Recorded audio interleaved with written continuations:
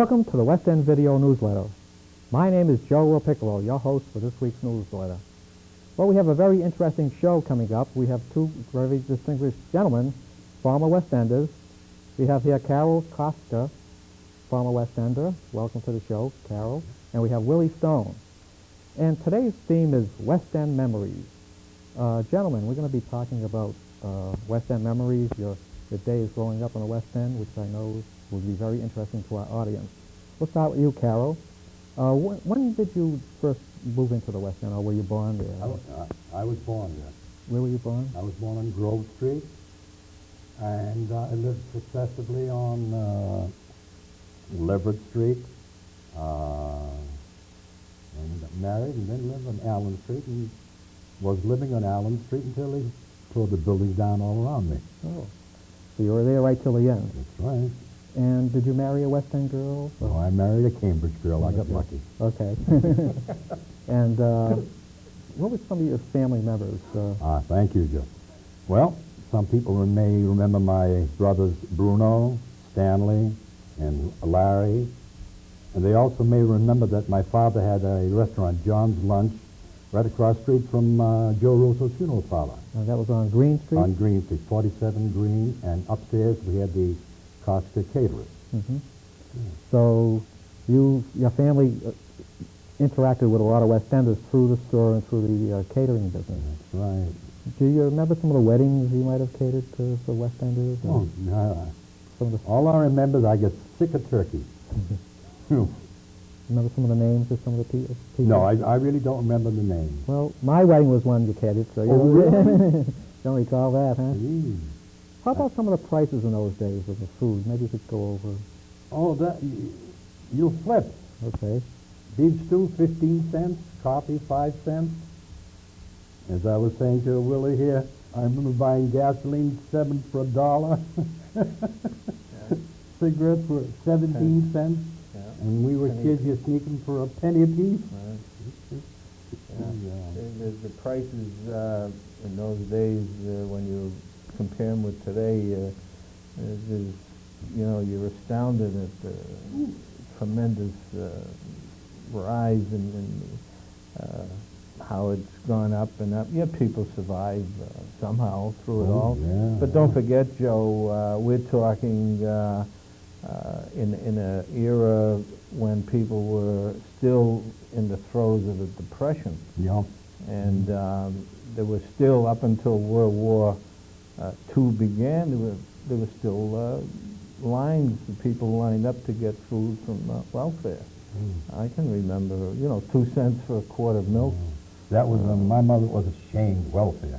I remember my two brothers and myself, my mother would leave like 9 cents, and we'd have a can of soup. She was out scrubbing floors, and we'd put extra water in it, so each of us would have a bowl of soup. I remember most West Enders were reluctant to take welfare. Yeah. That was one thing I remember. Yeah. Do you recall? Don't forget, Joe, this really was a working class neighborhood, as Peter Lucas in his column put it so well. And people had pride in, what they did, and to be on welfare was a failure. You were considered deemed a failure. Especially in the West End, where people helped each other instead of going to the and absolutely. The word respect, which has gone out of the English language right now. I mean, if Mrs. Bloomberg yelled out the window, "Carol, stop this," you stopped it. Oh. I mean, our doors were open. A prime example, Joe, if you will. My son, who attended Boston College, was asked to write something. He said, "Dad, can you write something on the Depression?"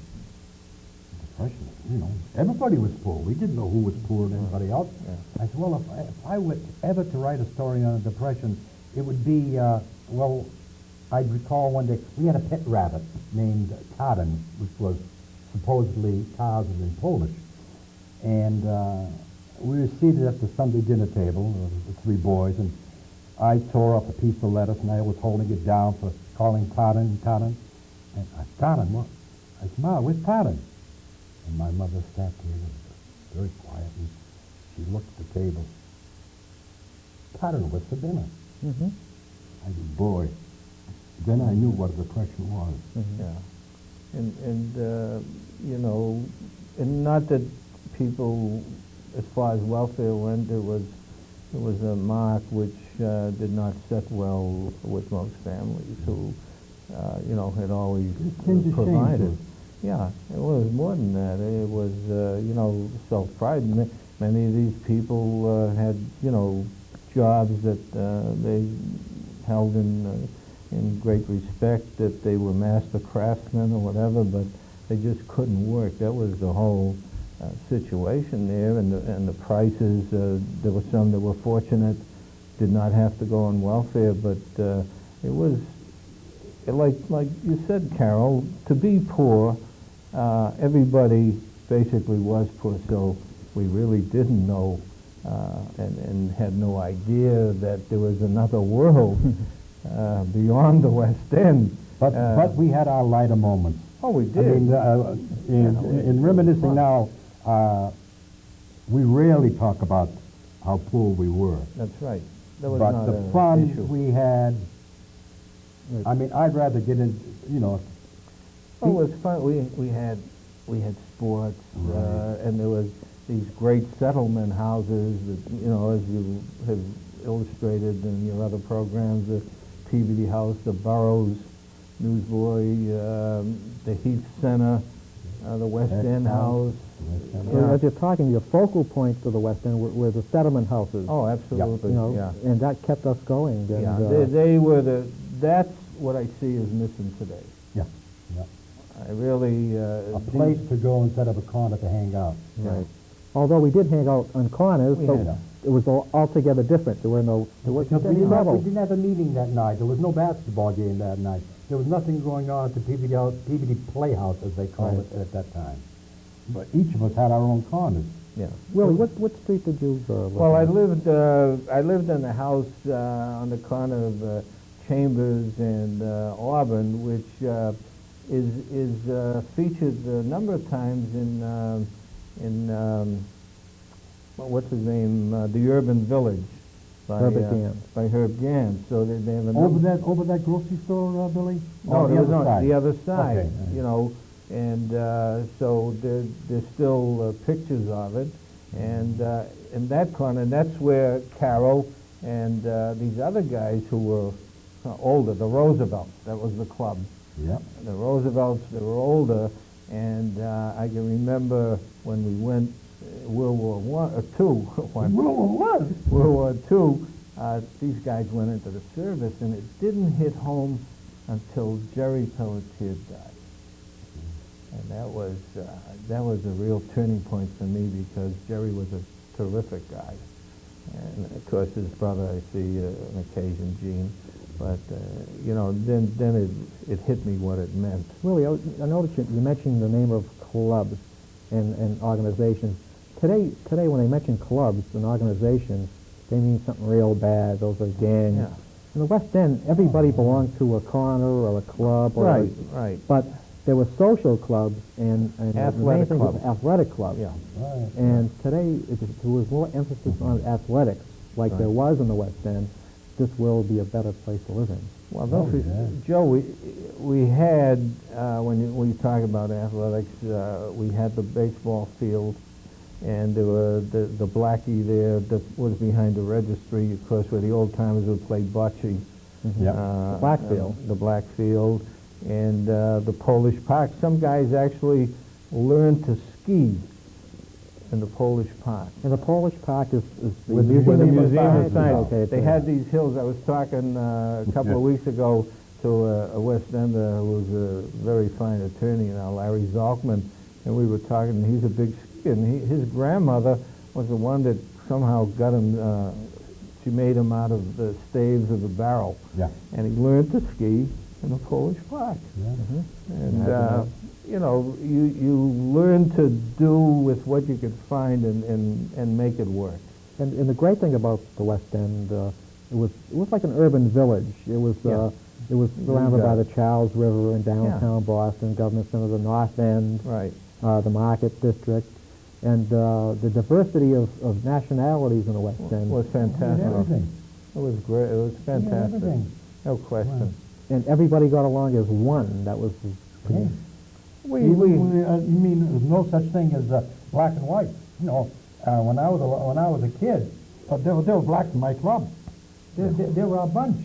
There was no such thing as, well, you can't. He's Italian, or he's Jewish, or he's Polish, or he's black. The clubs were pretty diverse. Oh, yeah. And basically, the membership of a club really centered on what part where you live. Yeah. And those were the guys that banded together. So that on the lower end of Chambers Street, these guys, and I can remember they were in ball teams or in plays and so forth. And when you went up Chambers Street towards Joy, there was another bunch of guys, or down on North Russell Street, or over on Minot and Cotting. It was basically a village of Connaught. But it was all competitive. It was not. It was competition in athletics or some social type thing. Who threw the best parties or stuff like that. You remember the long distance runs? Yes. I'll tell you a funny one. We used to run around the four bridges. Yeah. And the last bridge you circled was the drawbridge, right? Yeah. That's at, where was that located? Just where the Museum Leverett of Circle. Science is, Leverett right. Circle, right. And I was first coming to the drawbridge. Great shape. And the drawbridge was starting to let the drawbridge up. I said, hold it. So I started to run like hell, you know, and I made it over the drawbridge. And the finish line was perhaps 300 yards to the ball field. And I come running and they're looking behind me. Where is everybody else? I beat them like 15 minutes. They were all waiting for the bridge held up by the drawbridge. That's a good one. Oh, I never forget that. How about, did you fellas ever swim in the Charles River? Oh, yeah. Those days? Oh, yeah. sure. Oh, yeah, to the beehives, dive off. Beehives across the river. Across the river. Of course, the problem there was that there were people that were foolish and attempted to go across and back and But the West, but it wasn't polluted in those days. oh, no, it was a great, you had the beach there. You had sailing. a self-contained world. Sailing, I can remember going in for quarters, remember, and taking you had to dive in off the dock and take the swimming test with a pair of pants and sneakers on and take them off in the water and then swim the length of it. And that was the Jolie, was that the one? No, that was when Community, Jolie, Okay. Jolie had gone further down on the next dock. But those were great opportunities for youngsters. It had a diversity of, sailing and swimming and ball playing. Everything was right in walking distance of your home. You really didn't have to travel outside the West End to have that fun or to It was right there. It was a tremendous place to grow up in, and not only on top of which, the fabric of the community was so close knit that I can remember. I don't know if you remember Mike Katsuba. In the building, there was a terrific lady, Mary O'Neill, and she had a dog, Buster, and she had a son, John. But Mary would lean out the window, and anybody that was on the street that she didn't know, she was zero. She zoomed right in on them. What are you doing around here? She was a great one for watching the kids. So, there were people that watched out after the other kids. Right. You couldn't get away with anything in the West End. There was always somebody looking out the window or on the street corner. Another good thing, Joe, you mentioned club. It wasn't only athletics that they took part in, football, basketball, baseball. No, because you recall the PGL, you had to get so many points. You got so many points from athletics, so many points from theater, so many points from doing the declamation contest, and the total points. Then that club won the prize. Yeah, no, but in addition to that, they had a science club with science laboratories, and they had a science exhibit. We won awards, and I was sent to the World's Fair in 1930, and I was only a kid. And I gave a talk at the World's Fair on the making of artificial rayon, which I was offered a beautiful job by DuPont. But heck, I was only, what, 15 years old? I didn't know to take it. I'll tell you, I used to make this artificial rayon out of cornstarch and sawdust. This was going back to 1939. And I'd have this squirt gun, put the solution in there, and I'd have these glass plates, and I'd squirt it and make out one thread. One day my gun, the glass gun broke, which was made out of 2 test tubes. Thank God that my mind was working fast. So I poured the solution on a pane of glass, and I took another pane of glass, and I pressed it together. Meanwhile, I had 80, 100 people around me. And I pulled it apart, and ladies and gentlemen, cellophane. Boom. These 2 guys were watching me. Finally, they come over to me. I was curious because they were there 3, 4 days. And they introduced themselves as being from DuPont and asked me if would I like to go to college, you know. They put me through college, and I'd become an apprentice and be a foreman for the DuPont company. I said, no, I'm going to be a bookkeeper. If I had parents to push me, one kid from our crowd, Peter Pano, took advantage because the president of the company offered all of us jobs. And Peter went to become an office boy. Peter's a millionaire now. I don't know if you know it. Living out in California, retired. Owns a factory. I was going to go to visit my relatives in Poland. And Pete heard about it. Geez, why don't you let me know? He says, I got a factory in Warsaw. I said, huh? You got a factory in Warsaw? But those were the science exhibit which took up the whole gym. Whole gym. Yeah, and the instructors, I can remember walking in, I went to Latin school, and the teacher was the instructor at the Peavey House. And he was a tough cookie, I'll tell you, but, you know, but that's the quality of the personnel that came to help out and to, you know, help kids and give their time. And, Henry Platt, High Platt. Yeah. Oh, yeah. Another focal point in the West End were the churches and temples and synagogues, and they played a big role in the West End. The Polish church on Chambers Street, and the temple, and many temples there were. Well, St. Joseph's Catholic Church. I have to say, I remember, they were basically towards the latter end of the Old West End. There were about two synagogues really in existence. The one on Chambers Street, which we have a picture, and then the one on North Russell Street. Well, it wasn't as active towards the end. But one day, I had heard that Charlie Angoff was coming, and he came down to this new synagogue over here in the West End. Yeah, and Charlie Angoff was a professor of literature at Farley Dickinson University. And, well, his brother is the well-known labor lawyer. Yeah, the Angoffs and labor relations. But anyways, Charlie lectured on the synagogues, and I was astounded to hear the number of small, one-room, almost, what they say in Yiddish, stubel synagogues on Wall Street and in and around that area. And this was at the turn of World War I and into the 20s. Yeah, they were very small, but there were a tremendous variety. The point I was trying to make was how religion played a big part in the lives in the West End, and we should have more of that today also. That's what's missing today is religion in people's lives. Well, it's you can't have religion unless you have respect within your own family. I mean, if you haven't got respect for your elders, you'll never have any respect for any church.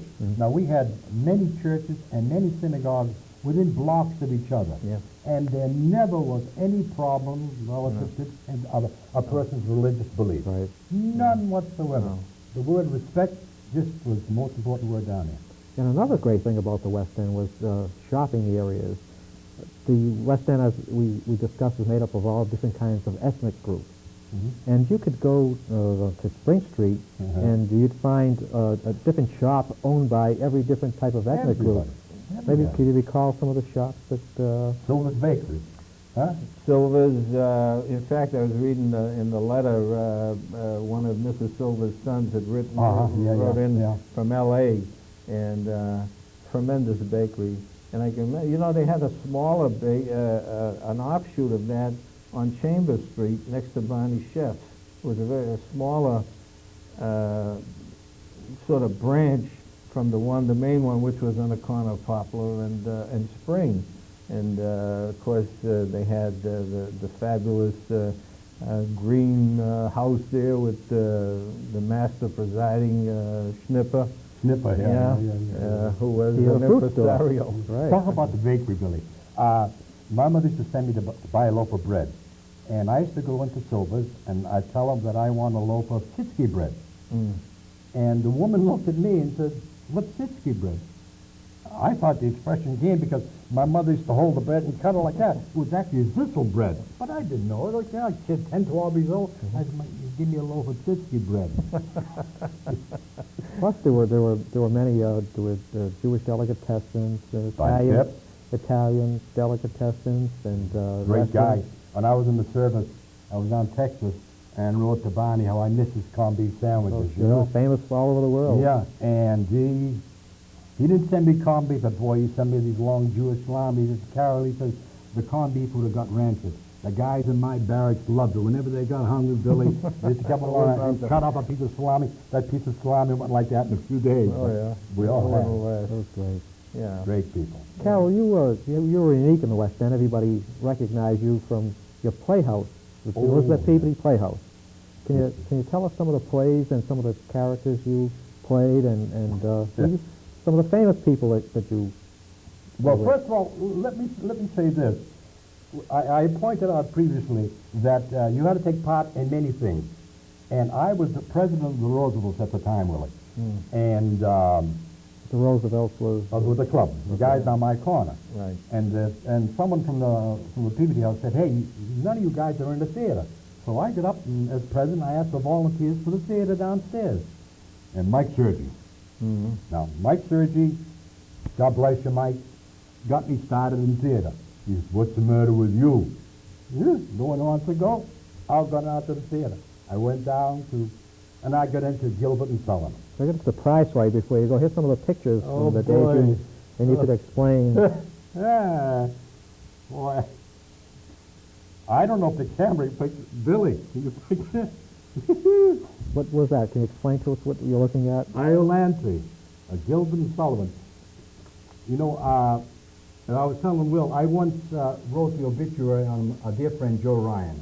And you recall I said, "Act well your part. Therein all the honor lies." And there it was, right there On the on the fire curtain. Mm-hmm. Yeah. Yeah. Oh my God, here I am as a fly. Is that you? What was the name of that play? Oh my goodness, I forget. Maybe that one. Orpheus and Hades. Hey, someone wrote it in the back there. Great. Orpheus and Hades. Oh, the Mikado. Yeah, that was always a good production. This was my first lead. I was in the chorus, and someone backed out, and John Glowacki, you remember, he was the director, and John Glowacki told Miss McIntyre, Carol can do it. Carol can do it. I made the sword because I was still Coco in the Mikado was a very timid character, and I'm 5'11" at that time, you know, and I can't be a timid character, so I made a sword almost as tall as myself, so that I could play it this way here and play it small. Look at this. Well, are there some of the, besides yourself, I think you... Oh, San Filippo, Joe Bind, Joe Ryan, oh my goodness, Fred, Was Ruth Roman in this production? Yeah, we should go on to mention, we had a couple of famous, Ruth Roman, Hayes Gordon. Yeah. At that time, we knew him as Hyman Gordon. Mm-hmm. He worked as a social worker at the Peabody House. Yeah, he was on the staff. I'll never forget that I looked at Life magazine, which was a big magazine. There was a picture of him. He was the the cover of Life Because magazine. Miss Back and I put him to a pharmaceutical school. I don't know if you know it. Hayes was in when he went into the Army, was in This Is the Army. He was in the original cast of Oklahoma. Yes. A number of them. A number of good actors we How had. about here. Leonard Nimoy? Did you Lenny read? Nimoy was a little kid with us, Mhm. and we used to rehearse. And look at me in the stocks. So anyways, Mike was the one that caused me to get into the theater. I used it as an avocation because my primary job, I worked for the city of Boston. I was the supervisor of elections. So I never took a vacation. I would go off and do summer stock. One particular thing, and I think I pointed it out to Billy earlier, I was in New York lining up some summer work, and the backstage showed an ad for a chorus for Gilbert and Sullivan for Martin Green. And we idolized Martin Green. Oh, I said, I'm in New York, I'll go. I'll not forget, I was number 147 with the boys, you know. And I brought no music with me. So the guy in front of me sang something from Irelandsey.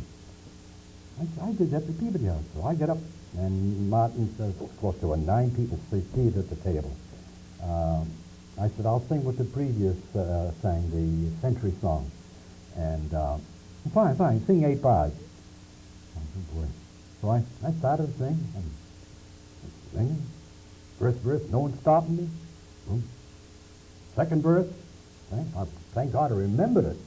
And then I stopped and I stared at them. So I started to walk on. He said, where you going? I said, well, thank you for listening.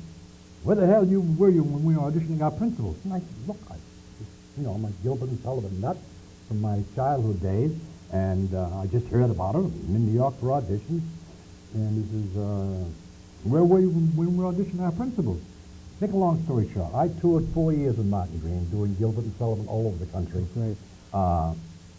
Did well back then, and that's all from what you learned from the Elizabeth Peabody House. Peabody House, yeah, and I've done operas, you know. Great. I've sung in Italy, Germany. I toured with the American National Opera Company. Summer stock, I think I've done more shows with Cohasset, Hyannis, and Beverly than anyone. Great. 17 years I was the resident character man there. The Chateau de Ville, I was there for 5 years. So that goes to show you that the West End. Oh, yeah. Many wonderful things came. Before we're going to be ending up soon, and one of the last questions I was going to ask you was, what effect did the tearing down of the West End have on your lives? So Willie, we'll start with you.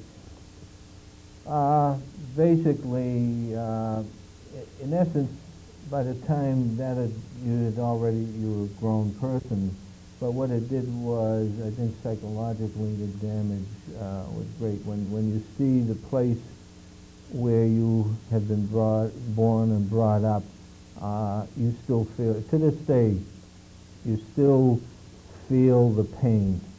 The neighborhood being taken away Yeah, from you. Also? you know. Oh, yeah. I remember a particular day that I walked down there amidst the rubble, and boy, it tore my heart out. Mm-hmm. I went down my corner, and remember the sign they had, Stowbridge Square Boys? Yeah. And that was laying on the ground, and I picked it up, you know. Yeah.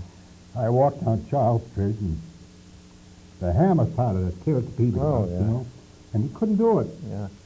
And finally, they had to get the blowtorch out. Yeah.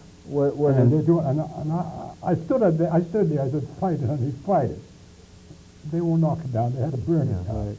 Yeah. Well, we've got a good insight of growing up in the West End and how it ended. And I'd like to thank you two fellows for being our guests today. It was a And our pleasure. show is being wrapped Thank up. you. And thank you for showing our audience what great place the West End was to live in.